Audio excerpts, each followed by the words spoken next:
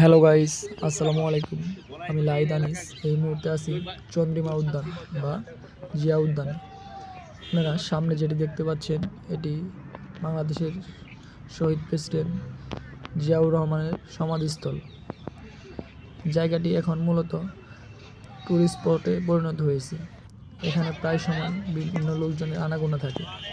বেশিরভাগই লোকজন দূর দূরান্ত থেকে এই জায়গাটি দেখতে আসে। এটি মূলত বাংলাদেশ জাতীয় সংসদ ভবনের পিছনে অবস্থিত এবং গণভবনের পূর্বে অবস্থিত। জায়গাটি দেখতে অনেক সুন্দর হওয়ায় লোকজন এখানে বেশি ঘুরতে আসে। আপনারা দেখতে পাচ্ছেন জিয়াউর রহমানের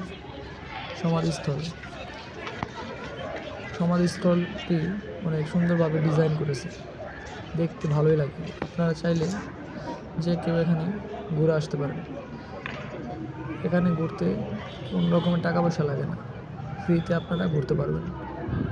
জায়গাটি সার্বক্ষণিক কড়া নিরাপত্তার মাধ্যমে রাখা হয়েছে।